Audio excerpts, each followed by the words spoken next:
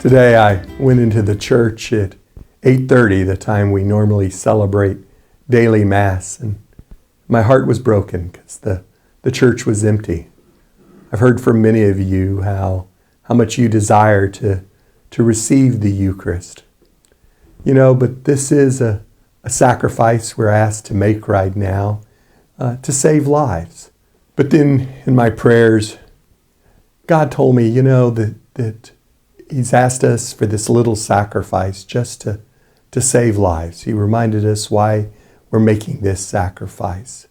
It is just a little sacrifice for me not to be able to distribute the Eucharist, for you not to be able to receive the Eucharist. It is just that little sacrifice that we're asked to make. I know people say that we're overreacting to things, but I heard Dr. Fauci say the other day that if people think we're overreacting, then we're probably getting it just about right. Here's what he said. Are you thinking that hundreds of thousands of Americans could die from this? I say that and it sometimes gets taken out of context, but we have to be realistic and honest. Yes, it is possible. Our job, our challenge is to try and make that not happen. But to think if we go about our daily lives and not worry about everything, that it's not going to happen, it could happen and it could be worse. To me, that's a real impetus to take very seriously the kinds of things. I might make a point that people sometimes think that you're overreacting. I like it when people are thinking I'm overreacting because that means we're doing it just right. Remember that we receive communion to be in communion. And right now we need to open ourselves up to the grace of Jesus to be in communion. We struggle most desperately here in this time of social distancing, of being in communion. And so we need to have Jesus' graces to help us through this.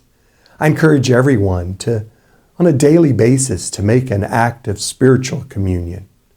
Here's the little prayer that you can say. My Jesus, I believe that you are present in the most blessed sacrament. I love you above all things and I desire to receive you into my soul.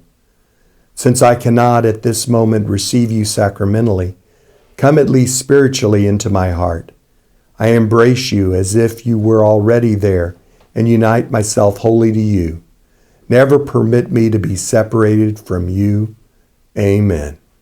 Father Kalis and I will be celebrating private masses each day at our normal Mass time. We're looking at ways that we can maybe possibly live stream those Masses in the future.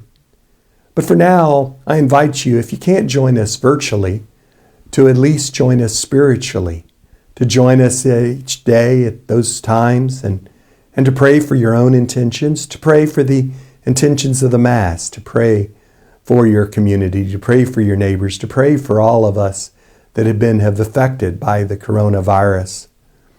And to pray that you indeed can make an act of spiritual communion, that you can receive the graces that Jesus wants to give you to be in communion with Him and with our community. Our challenge right now isn't in receiving communion so much as it is in being in communion. With all of the social distancing, it's hard to be in communion, and so we need to find new creative ways to be in communion. We need to not forget to reach out to our neighbors, especially our neighbors who are most vulnerable during this crisis, to reach out to them just to say hi, to reach out to see what we can do to help them out, to help them during this time. I encourage all of you not to forget to be in communion, even during this time when we can't receive communion.